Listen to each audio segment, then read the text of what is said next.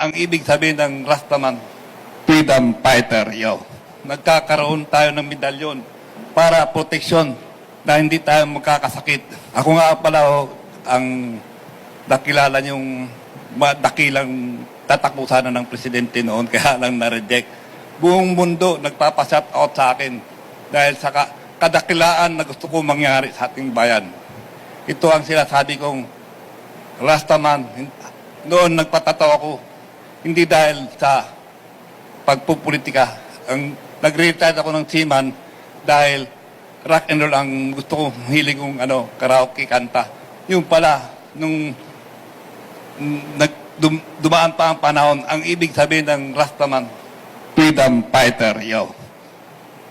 Kaya napunta ako sa politika kasi dalawa ang himala ng batas gagawin ko.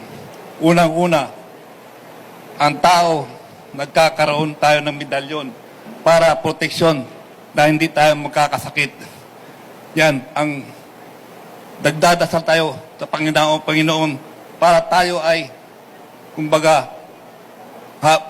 humaba pa ang buhay natin at saka yung mahal natin sa buhay ay kaya natin taguyod, papaaralin. Ngayon, sa bayan natin, ang medalyon natin para tayo, hindi tayo maabuli ng ibang bansa. Kailangan may medalyon tayo, Panginoon at saka kasangga ng ibang bansa. Yun ang pinakahimala na hindi tayo mabuli kasi ang kapitbahay nating bansa, 1 bilyon, tayo ay binubuli at inaangkin ang pagkain karagatan.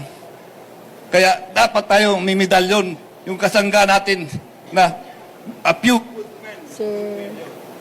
Sir, tapos sa